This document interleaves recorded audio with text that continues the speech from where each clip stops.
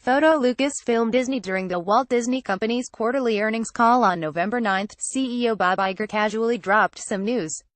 The tidbit that made the biggest headlines was that the company had just closed a deal with writer-director Rian Johnson to create a new trilogy of movies in the Star Wars universe, giving Lucasfilm the kind of long-term pact with a single director that it's arguably been missing since George Lucas handed over the keys in 2012. But another comment may end up having a more significant impact, not just for Disney, but for the entertainment world at large.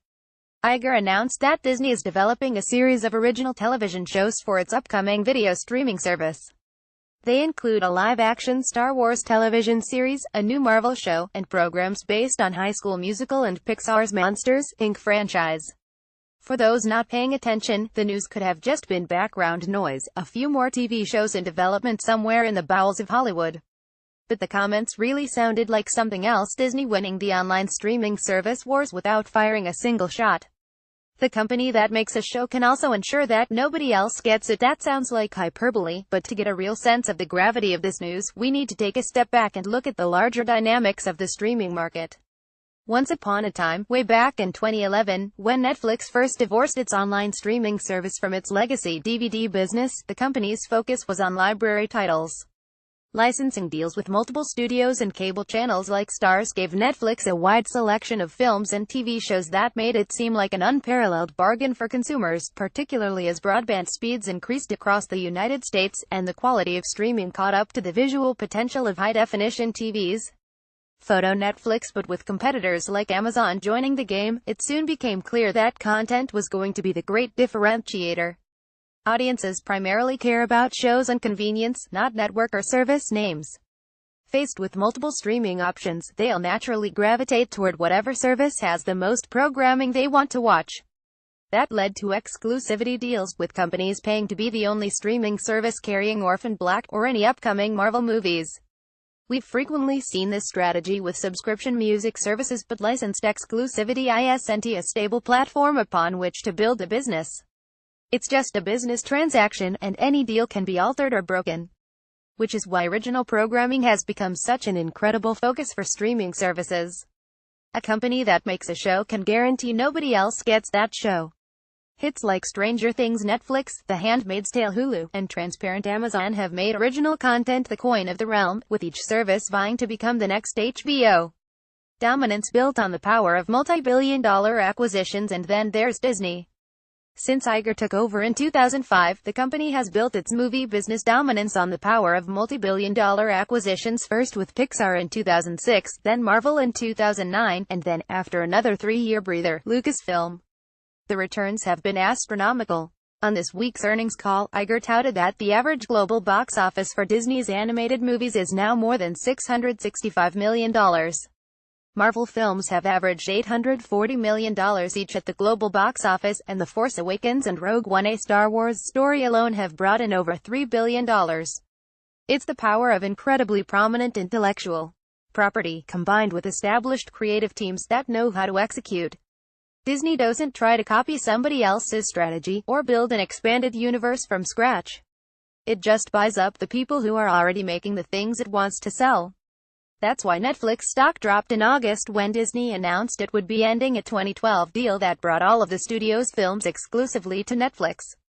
Losing Star Wars, Marvel, Disney's live-action output, and Pixar's many franchises would be a huge blow unto itself.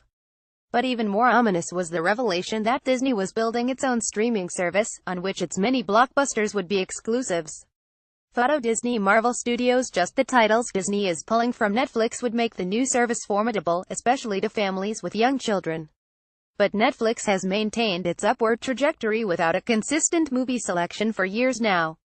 Like Amazon and Hulu, it's focused on specifically targeted library programming, with an ever-increasing investment in original content making up the balance.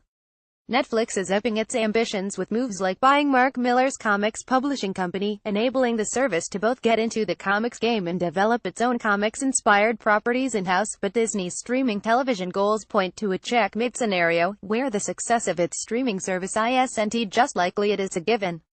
A 360-degree view of intellectual property exploitation that hasn't really been seen before. We're talking about a 360-degree view of intellectual property exploitation that hasn't really been seen before.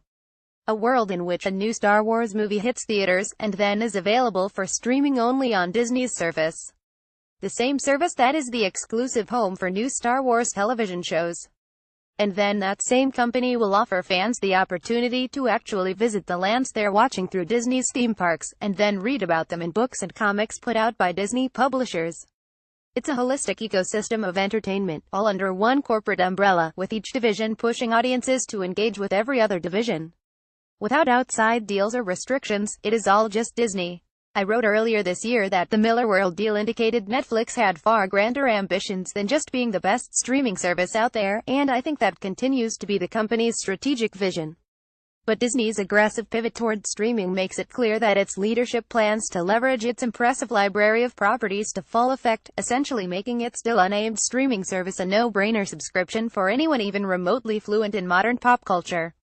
Along with the new TV shows and traditional film titles, Iger also stated during the call that Disney plans to make 4 to 5 films a year specifically for the streaming service.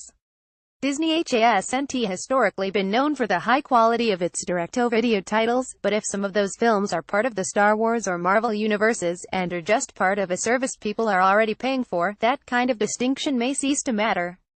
Photo Disney Pixar. There is also the simple matter of price.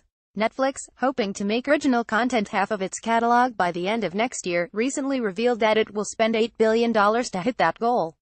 Perhaps not coincidentally, it raised its prices just last month. Disney, on the other hand, is already a successful box office machine, breaking records year after year. Those big screen properties are already being used to generate revenue across the company's other divisions. Which is why Disney will be able to undercut Netflix on price. I can say that our plan on the Disney side is to price this substantially below where Netflix is, Iger said on the call. Will Netflix seem like a value when customers can get all of Disney for less? The biggest properties in the world, all on one service, with original offshoots and expansions ready for streaming whenever somebody's interested, at a lower cost than what people already pay for Stranger Things and Mindhunter. At that point, it's not just a question of whether Disney's service will attract customers. It's a question of whether its service will so radically reset consumer expectations in the streaming market that a $9.99 Netflix subscription just won't seem like a value any longer. At that point, Disney would be able to just lean back and starve everyone else out, knowing that its movie franchise head start will be impossible to match, no matter how many billions its streaming competitors throw at the problem. And if Disney has to pick up a 20th Century Fox along the way to keep building that intellectual property portfolio, Iger seems to be just fine with that idea, too. Of course, this also points to a possible future where almost all of our blockbuster entertainment comes from a single source. That would seem to be dystopian and horrific, something that audiences would neither want nor stand for.